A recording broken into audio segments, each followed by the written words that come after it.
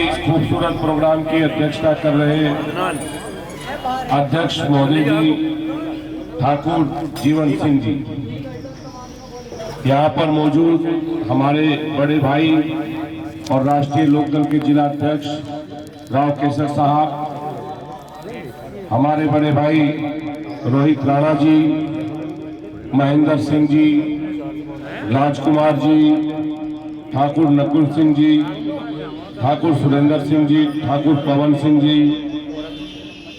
राम कुमार जी, सुशील कुमार गुप्ता जी, ठाकुर अजय सिंह जी, ठाकुर अरविंद जी, अभय प्रताप जी, ठाकुर रविंद्र जी, ठाकुर राजू सिंह जी, ठाकुर रविंद्र राणा जी, अधिराज सिंह जी, ठाकुर आकर्षण राजपूत जी, ठाकुर राजकुमार जी और ठाकुर सुनील राणा जी, अशरफ अली, मोहम्मद यामीन, मंजूरा सलीम, इल्ताफ गफ्फार, इरशाद गालिब, मोहम्मद मुस्तकीम, नफीस सत्तार, प्रधान जी सुलेमान, आबिद हसन और यहाँ पर मौजूद तमाम मेरे सम्मानित बुजुर्गों, दोस्तों, नौजवान साथियों, आपने यहाँ पर बुलाकर जो इज्जत बख्शी है, जो सम्मान बढ़ाया है, आपका ये प्यार आशीर्वाद हमेशा याद रखूंगा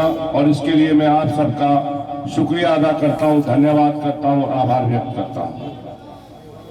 साथियों, ये जो उत्तर प्रदेश का चुनाव होने जा रहा है, ये बहुत महत्वपूर्ण चुनाव है। ये इस लोकतंत्र को बचाने की आखिरी लड़ाई है। सबसे पहले मैं अपने नेता और समाजवादी पार्टी के राष्ट्रीय अध्यक्ष आदरणीय श्री अखिलेश यादव जी का शुक्रिया अदा करता हूं, धन्यवाद देता हूं और आभार व्यक्त करता हूं कि आप लोगों की सेवा करने के लिए आप लोगों के बीच में समाजवादी पार्टी के प्रत्याशी के रूप में मुझे भेजा है।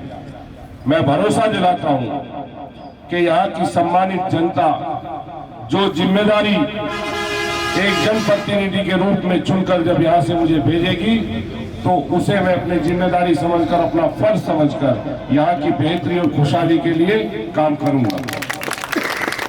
साथियों, हम आपके बीच में मोहब्बत का पैगाम लेकर आए हैं, अमन का पैगाम लेकर के आए हैं, शांति का पैगाम लेकर के आए हैं। ये बात मैं इसलिए कह रहा हूँ क्योंकि जहाँ नफरत होती है वहां पर तरक्की और खुशहाली नहीं आ सकती।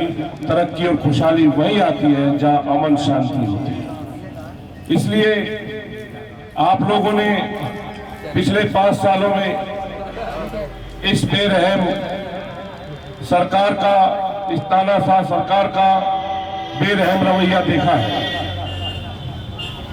चाहे 3 काले कानून जो किसानों के ऊपर थोपे गए थे, चाहे बिगड़ती कानून व्यवस्था, इन तमाम चीजों को आपने देखा है।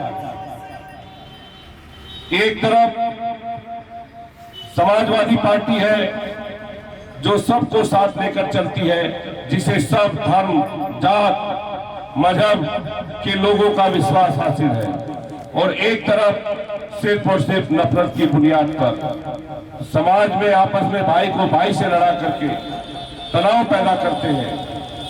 तो इसलिए मैं आप लोगों से कह रहा हूं कि मैं खुशहाली का इस क्षेत्र के लिए और तरक्की का पैगाम लेकर आया हूं। एक जनप्रतिनिधि के रूप में जो जिम्मेदारी आप मुझे सौंपेंगे, ये वादा करता हूं मैं आपके सामने कि एक विधायक के रूप में जो जिम्मेदारी मेरी होगी, उसे मैं अपना फर्ज समझ करके निभाऊंगा, ये भरोसा दिलाता हूं।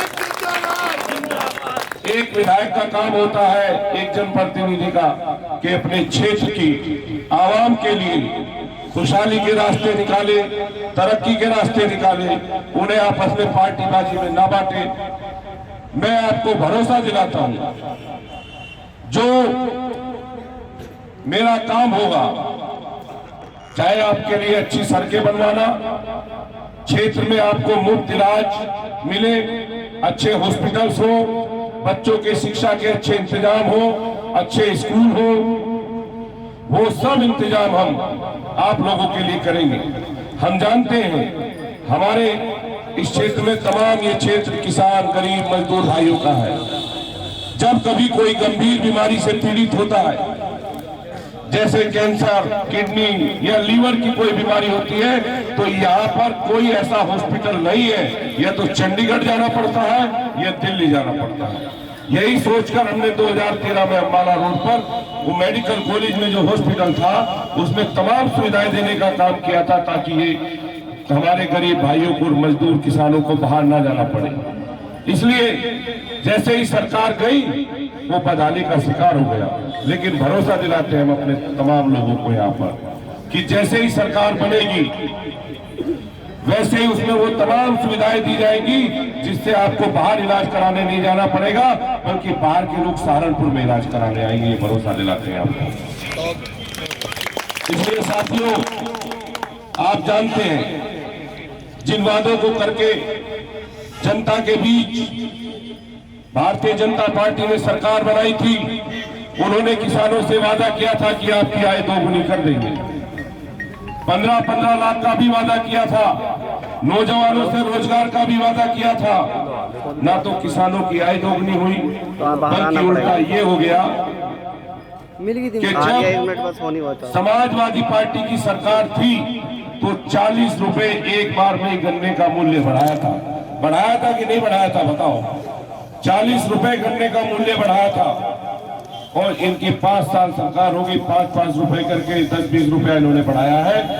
अगर 2017 से 22 तक समाजवादी पार्टी की सरकार होती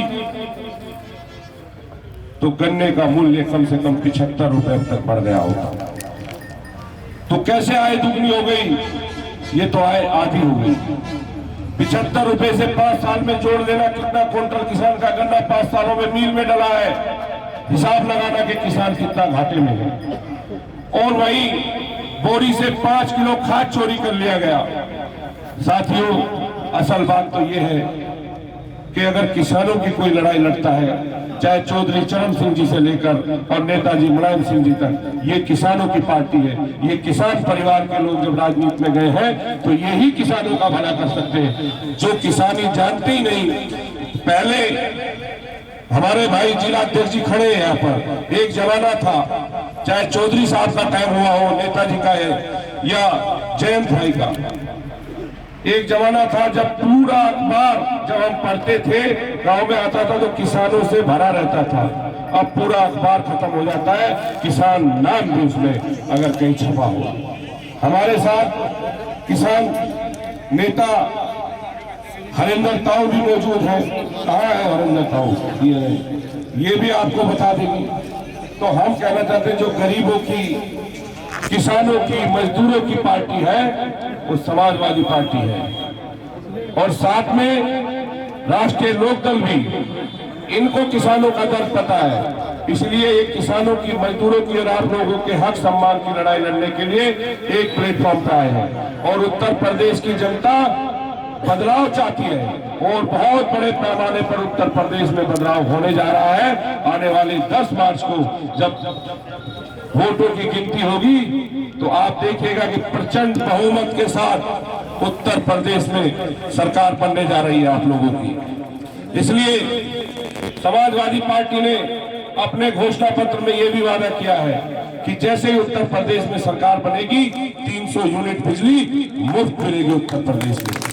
वही नौजवानों को, जब बेरोजगारी के सवाल पर पहली कैबिनेट में 10 लाख युवाओं को रोजगार की व्यवस्था की जाएगी, ये भी अपने घोषणा पत्र में समाजवादी पार्टी ने किया। वही किसानों के लिए मुफ्त सिंचाई होगी, कोई बिजली का बिल आपको नहीं देना पड़ेगा, ये भी अपने घोषणा पत्र में किया।